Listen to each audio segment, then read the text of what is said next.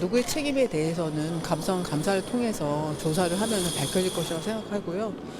저는 여성가족부 장관으로서 그다음에 새만금 잼버리의 공동 조직위원장의 한 사람으로서 그 야영을 하면서 불편을 겪었던 스카우트 대원들과 어떤 심려를 하셨던 국민들께 진심으로 사과의 말씀을 드리도록 하겠습니다. 모든 건 조직위가 결정을 하고 책임진다라고 이제 그런 입장을 취하고 있잖아요. 거기에 지금은 대해서 누구의 책임론에 대해서 서로 미루고 그럴 건 아니고 국민들께 소상하게 내용에 대해서 사실관계를 밝혀드리고 감사원 감사를 지켜보는 것이 적절하다고 생각을 합니다. 네, 김현숙 장관 진심으로 사과합니다.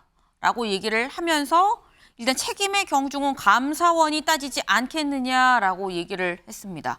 근데 이 부분, 책임의 경중은 감사원이 따질 것이다라는 부분이 일각에선 또 권지웅 위원 이렇게 보기도 하더라고요. 여가부가 가장 큰 책임을 진 곳은 아니다라는 다른 원론적인 표현을 빌어서 한 거 아니겠느냐라는 얘기도 있어요. 뭐 이제 시간이 지나면 다 밝혀지지 않을까 싶은데 네. 저 이야기를 며칠 전 상임위가 열렸습니까? 하여튼 그때 와서 하셨으면 좋았을 텐데 그때는 국회 내에서 러닝맨을 찍고 계셨잖아요. 도망 다니고 안 들어오려고 하고. 근데 그런 모습 자체가 사실은 책임지는 장관의 모습이라기보다 책임을 회피하고 미루는 사람의 모습으로 보일 수밖에 없다고 생각하고요. 저는 잼버리 파행과 관련해서는 단지 김현숙 장관에 대해서만 책임을 물을 것이 아니라 어떻게 정부 조직이 이렇게 일을 못할 수 있었는가를 좀 들여다봐야 될 것 같습니다. 그러니까 되게 여러 갈래의 어떤 점검 조치가 있었을 텐데 그것이 다 마비됐던 거잖아요. 그러니까 거기에 대한 어떤 재발 방지 대책도 함께 만들어져야 되지 않을까 싶습니다. 전북 군산시 새만금 간척지 안에 있는 새만금 국제공항 부지입니다. 1km 남짓 떨어진 군산공항의 역할을 흡수해 국제공항을 만드는 계획이 잡혀 있습니다. 애초 계획은 내년 6월 착공해 2029년 개항이 목표였지만 사업의 차질이 불가피해졌습니다. 기획재정부가 발표한 내년도 예산안에서 새만금 SOC 사업 예산이 크게 줄었는데 특히 새만금 국제공항 관련 예산은 최초 요구안의 11%에 그쳤습니다. 정부는 새만금에 진행 중인 철도 사업도 타당성을 다시 따질 예정입니다. 군산 대야역에서 새만금 신항역까지 47.6km가 연결될 예정이었지만 내년도 예산안에서 관련 예산은 전액 삭감됐습니다. 이 밖에도 새만금 전주고속도로 예산이 1,191억 원에서 334억 원으로 새만금 신항만은 1,677억 원에서 438억 원으로 감액됐습니다. 한덕수 총리는 예산 삭감과 함께 국토교통부 등에 새만금 기본계획의 재작성도 지시했습니다. 확실하게 경제 효과를 거두려면 명확하게 목표를 재설정할 필요가 있다는 건데 국토부는 TF를 꾸려 자체 점검에 들어갔습니다. 착공이 안 된 사업, 공항하고 철도하고 도로 중점을 둔다고 보시면 돼요. 국토부는 새만금 SOC 사업의 적정성을 점검하는 연구 용역을 이르면 다음 주 발주해 2025년까지 기본 계획을 재수립할 방침입니다. 정부의 새만금 사업 전면 재검토 방침에 마침 호남을 찾은 민주당 지도부는 정부를 향해 날을 세웠습니다. 새만금 사회간접자본 예산을 80% 가까이 깎는 게 과연 문명정부에서 가능한 일이냐며 잼버리 파행 탓을 전북에 돌리는 것이라고 꼬집었습니다. 이건 예산 독재입니다. 잼버리 파행의 책임을 전라북도에 뒤집어 씌우는 것을 넘어서 화풀이하는 것이 아니라는. 전라북도를 지역구로 하는 민주당 의원들도 노태우 정부부터 시작된 30여 년의 새만금 개발 역사를 언급하며 윤석열 대통령의 공약을 잊었냐고도 반문했습니다. 공항, 항만, 철도 등 새만금 트라이포트를 구축하겠다고 전북도민에게 약속했었던 윤석열 후보는 어디 갔습니까? 국민의힘은 민주당이 새만금 사업을 정치적 수단으로 활용해 왔다면서 지역 경제의 실질적 변화를 위해 새만금 개발 사업의 재설정은 불가피하다며 정부 주장에 힘을 실었습니다. 더불어민주당이 예산 원상 복구를 위한 당 차원의 강경 대응을 예고하면서 새만금 사업이 예산 정국의 뇌관으로 떠올랐습니다. 국회 예결위에 출석한 김현숙 여성가족부 장관이 잼버리 파행과 관련해 첫 입장을 밝혔습니다. 불편을 겪은 스카우트 대원들과 그다음에 많은 심려를 하신 국민들께 진심으로 사과의 말씀을 드리겠습니다. 여가위의 불참에 야당 의원들과 국회 숨바꼭질이 벌어진 것을 두고는 여야 합의가 이루어지면 언제든지 출석하겠다고 말했습니다. 조직위 인력이 부족했다는 등의 문제는 인정했지만 책임론에는 선을 그었습니다. 사실관계를 밝히고 감사원의 감사를 지켜보겠다는 겁니다. 국민의힘에서는 김 장관을 두둔하는 발언이 나왔습니다. 이게 전부 여가부에서 책임지는 게 맞는지 저는 솔직히 의문입니다. 더불어민주당은 중앙정부가 전북도에 책임을 전가하고 있다며 전북도민에게 사과하라고 요구했지만 김 장관은 거부했습니다. 중앙정부가 나서서 전북을 유려하는 게 그게 중앙정부의 책임 아닙니까? 전북도민께도 사과하십시오. 국민 모두가 다 포함된다고 말씀드리겠습니다. 김 장관은 경질로는 정확히 들은 적이 없다며 국회 일정과 감사 등 업무에 충실히 임하겠다고 밝혔습니다. 여가위 저기 대장님이요.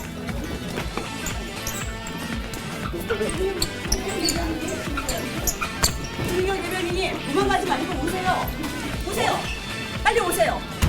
여가부가 어디로 가셨습니까? 아니 어디 사시는 도망가요? 어디 여가부 장관 어디 있어요? 여가부 장관 어디 계세요? 아니 국회 어디 있어요? 갑시다.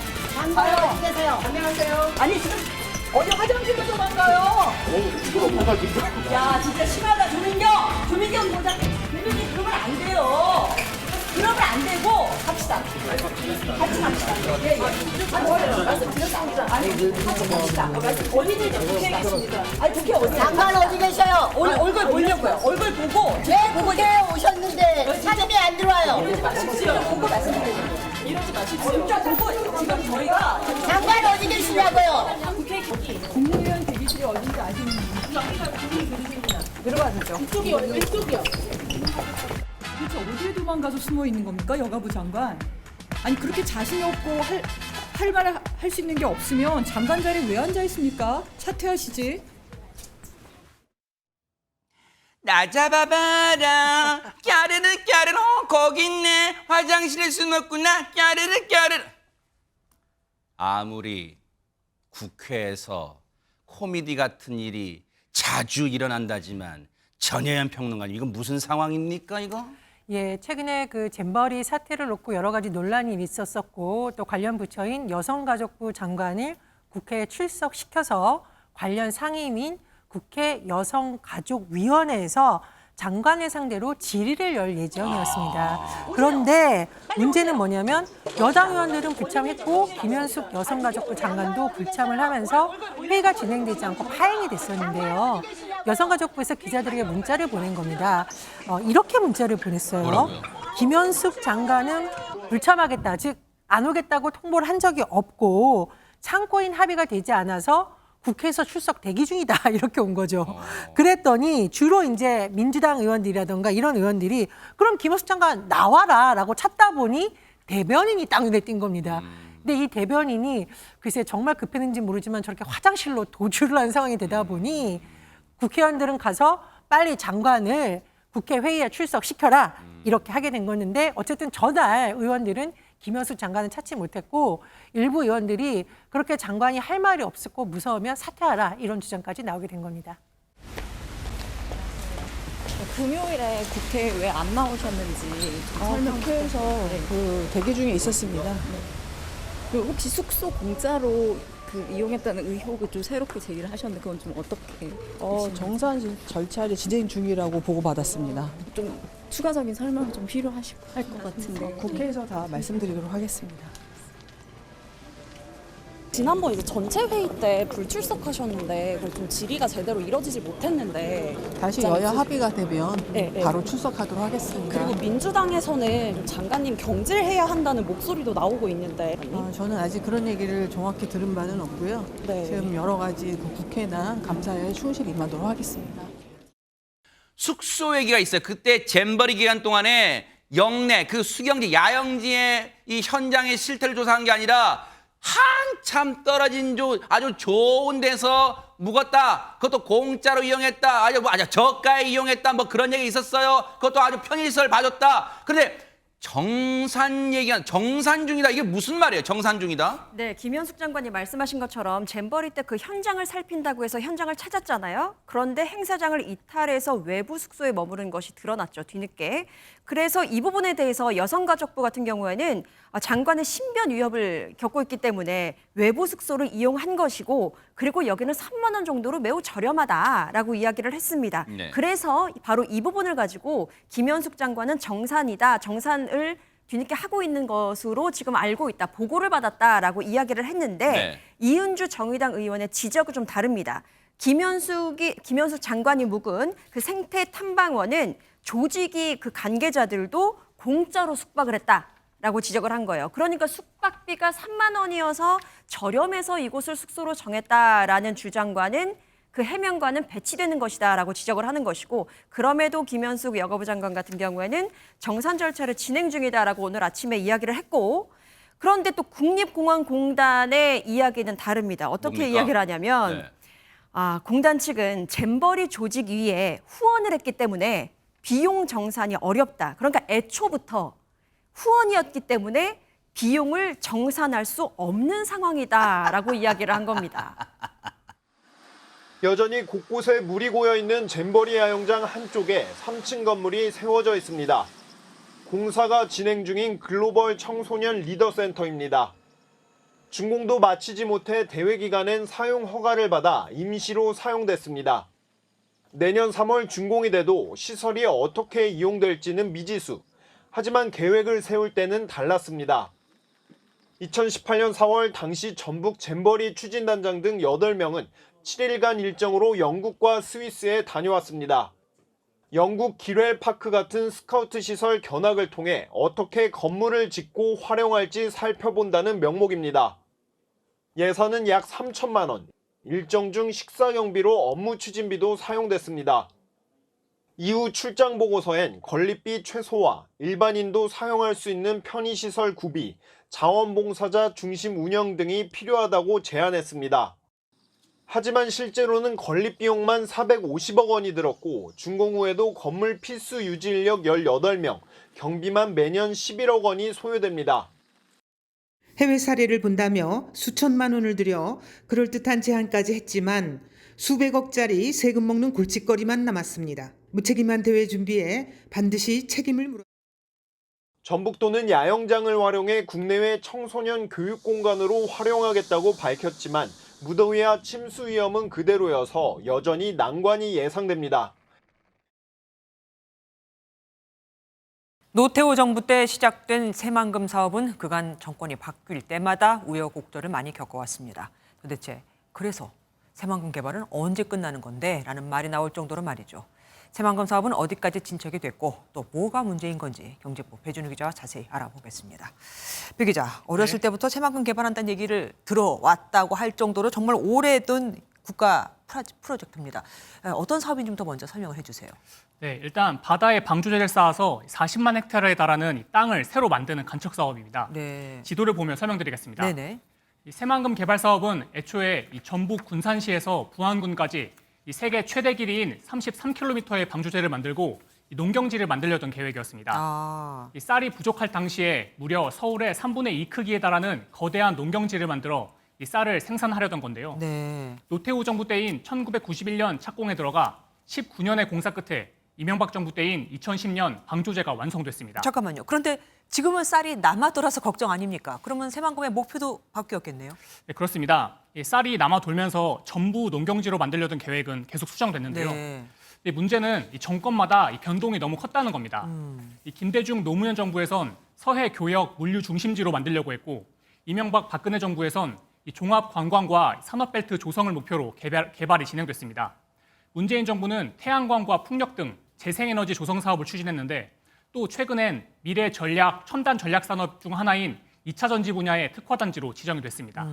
계획이 수정이 많이 있었기는 하지만 그래도 지금도 개발이 진행되고 있는 거 아니겠습니까? 네. 그런데 땅이 큰 만큼 들어가는 기반 사업 비용도 어마어마했겠습니다. 네, 그렇습니다. 이 딸을 개발하려면 SOC, 즉 이 기반 시설이 매우 중요한데요. 네. 도로나 공항이 포함되겠죠. 네. 현재까지 이 새만금 SOC 사업에 투입된 예산은 11조 원에 육박하는 것으로 알려져 있습니다. 네.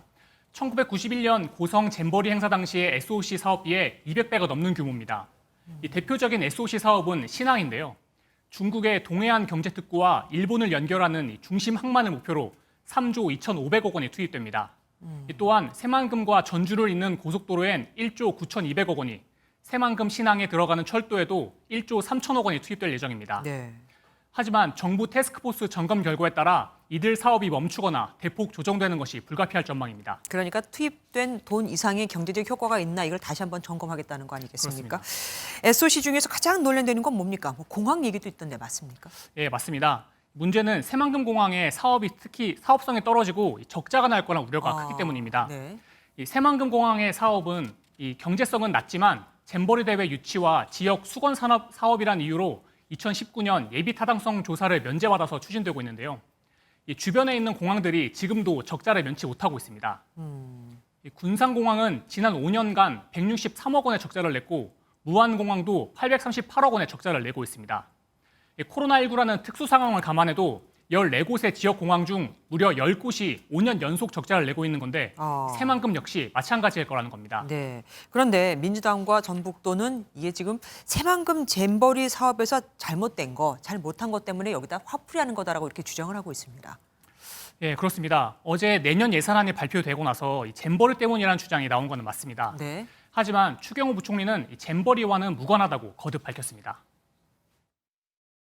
한 10개 사업에 대해서 80% 이상 새만금 잼버리 파행에 대한 보복으로 생각합니다. 전북 도민들은. 잼버리 사업과 내년도 예산 편성 그리고 새만금 그리고 관련 지역의 예산은 전혀 관련 없이 예산은 예산 편성 원칙에 따라 편성을 했다는 말씀 드리고 정부는 이미 50% 이상 진척된 기존 사업도 그대로 진행한다고 밝힌 만큼 사업 중단은 아니라는 입장입니다. 네. 이 전북 경제에 실질적인 도움이 될 수 있도록 목표를 명확하게 재설정하겠다는 건데 사실 예산이 조정되면 사업 역시 차질이 불가피할 전망입니다. 지금 정부 2인자인 한덕수 총리만 해도 전주 출신이라서 새만금 사업에 대해서 누구보다 잘 알지 않습니까? 민주당이 대응하기가 참 쉽지 않을 수도 있겠습니다.